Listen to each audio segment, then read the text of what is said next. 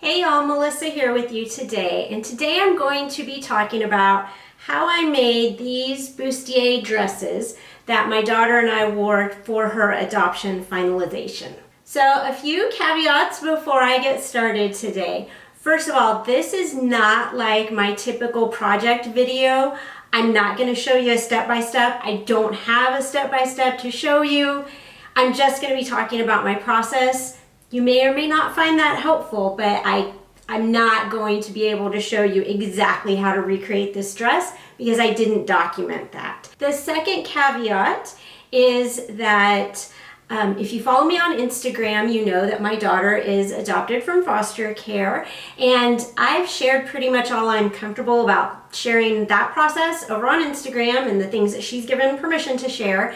And I'm not going to be talking about that in this video, but I do want to say that adoption is different for every adoptee, and not all of them want to celebrate adoption finalization. It is a day with a lot of complicated feelings, like both and type of feelings. And so when I made these dresses and when we decided to do this, I was following my daughter's lead on that. This is something she wanted to celebrate, and that was great, and we were happy to celebrate it with her. We were also prepared to do a very low-key, not really even mention it if that's what she preferred, because again, every adoptee is going to have different things that they feel about adoption, and that's valid and great, and they're the experts on themselves. So that being said, let's talk about how I made these dresses. This is the book I used for drafting. This is Pattern Cutting for Lingerie, Beachwear,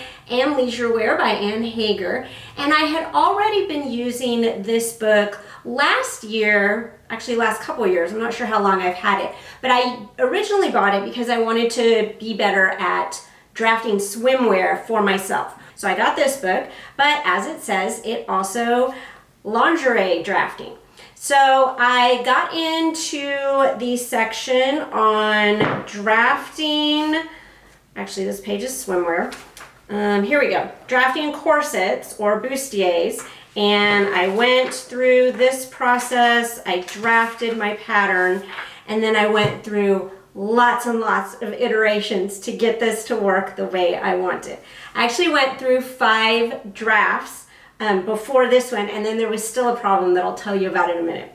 But so I was sewing up drafts in, I have a lot of this fabric from my fabric line, and so I was just using that to make up the muslins for myself. So this is my final muslin that I made. I started with both cups matched, and they were both this fabric, and I had put in the underwire and everything, and then it was still, I tried it on and I just felt like it was a little too much on top. There was too much cleavage.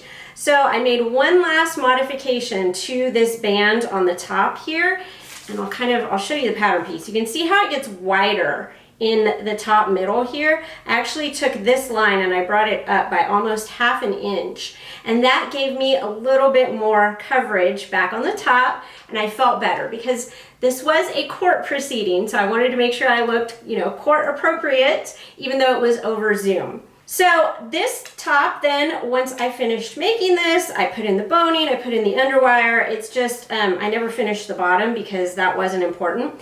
And then I decided, because this one, the waistline is actually here, I cut off my pattern pieces and I wanted it to end like just at the waistline with a seam allowance. So if you're comparing side by side, you can see that it's longer than my dress.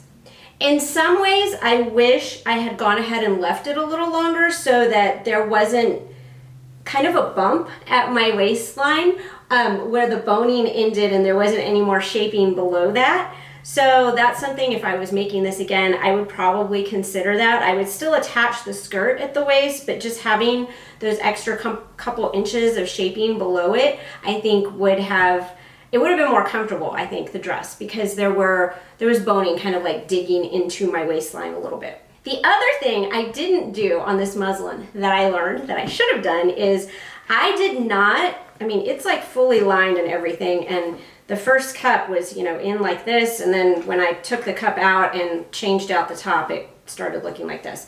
I didn't put in the foam cups that I did put in on my final dress. And the reason is my intent was to do cut and sew foam cups using basically the same pattern pieces with the seam allowances cut off, just to line it and add a little bit of structure. And then I realized I didn't have enough cut and sew foam. I couldn't get any at the last minute.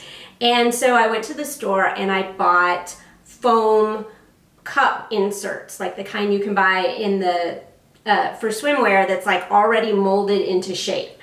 So I cut out all of my fabric, I cut out my lining, I was cutting my other fabric, and I hadn't inserted those foam cups. And the problem with that was, used the exact same pattern, all I did was cut it off at the waist higher, but you can see, I think, even if I just lay this out, that my finished dress ended up being smaller than my muslin. And those foam cups are the reason why. Let me open this up. You can kind of see inside here. So the fabric I used for the lining, this is, I think it's silk. I bought a bunch of this at an estate sale. It said it was silk. It handles like a silk tissue. And I had a lot of it, so I didn't want to buy extra fabric to use for this, so I just used what I had on hand, and I tried to dye it, but as you can see, it didn't take the dye extremely well. Like, there's lighter and darker spots in it. It was fine since I was putting this mesh over the top, which I had always planned. This is stretch mesh.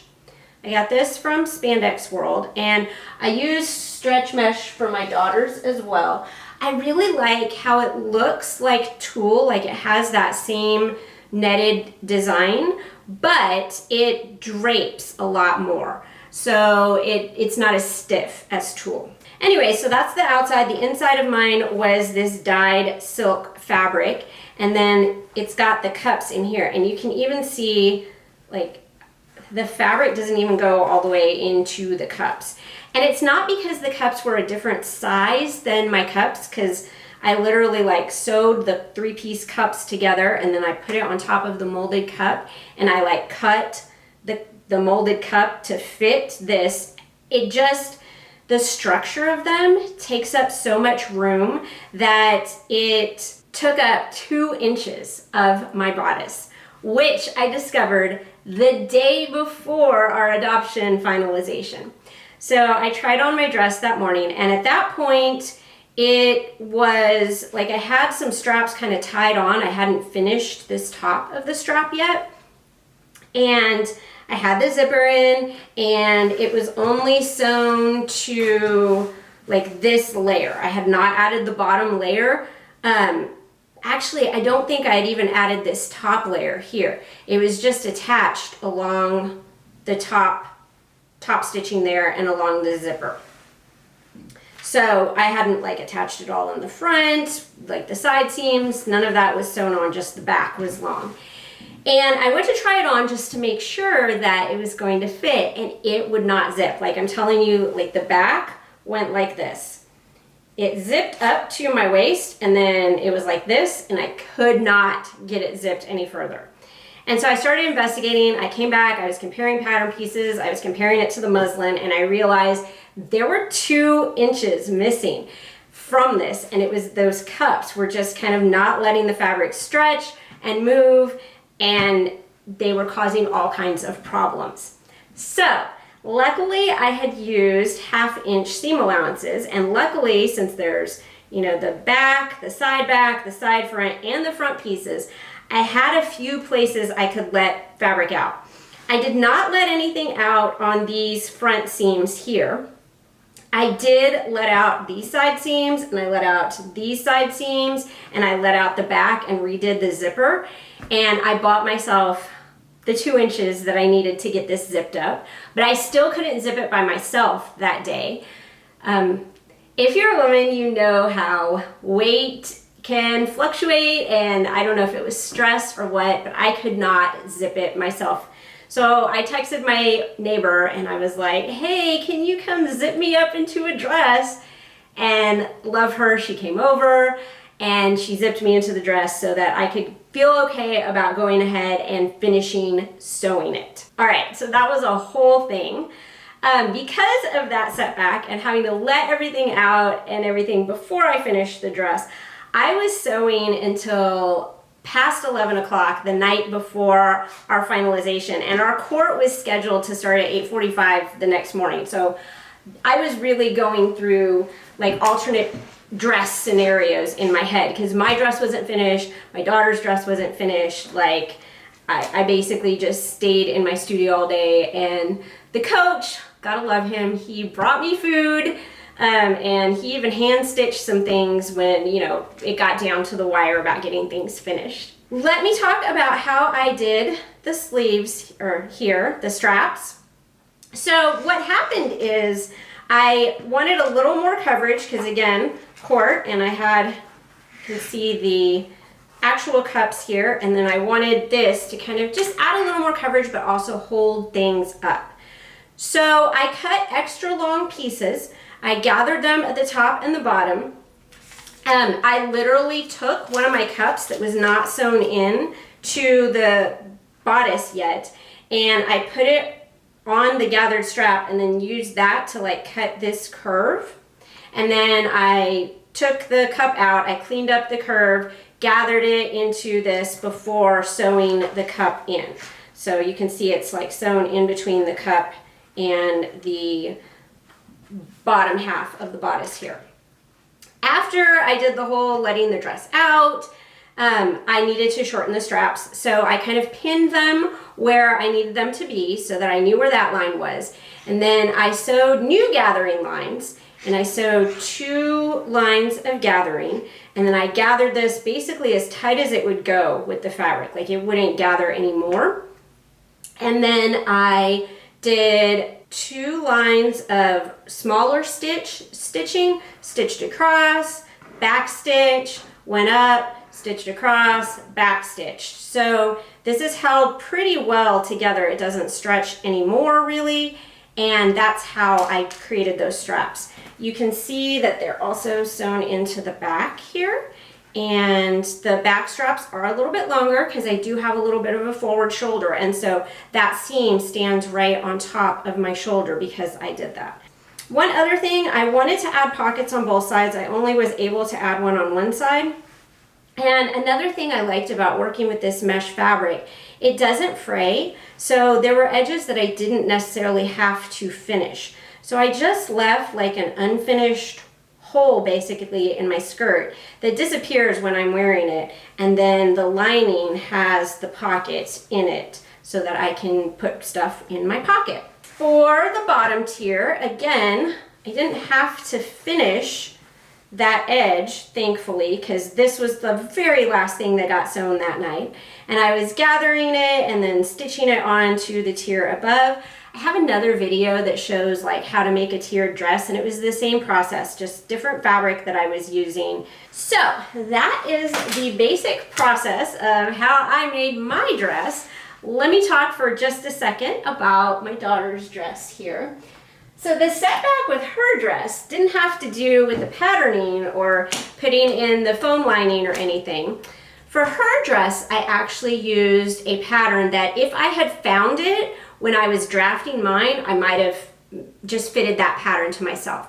So it is from Daria Pattern Making, and it's called the Rose Cafe Bustier, and it is for a dress made of woven fabric with this bustier styling.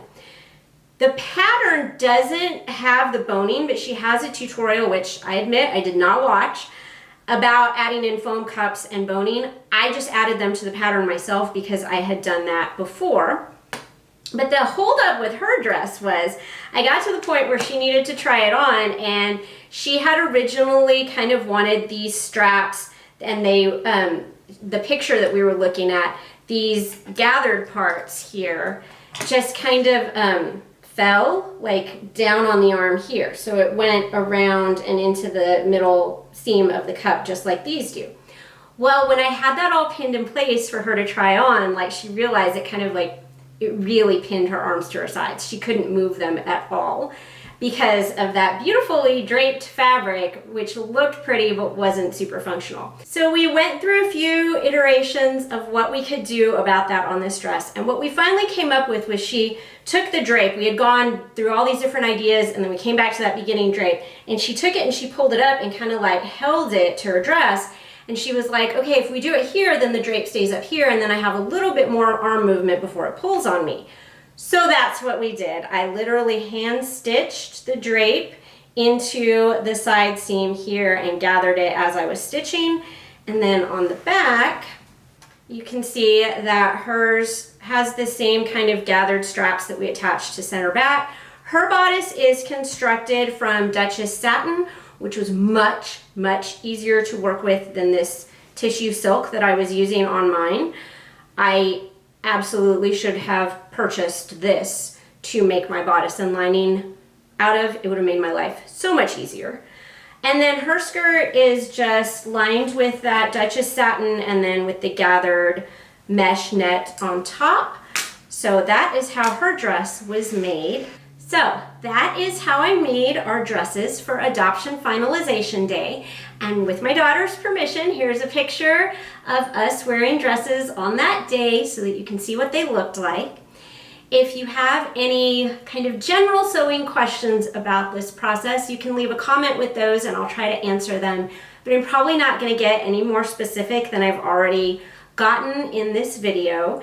And if you check out this playlist, there are more ideas about sewing clothes, not necessarily formal wear because this isn't usually what I do on this channel, but there were a lot of questions on Instagram and I wanted to get a little bit more in depth than I had gotten there.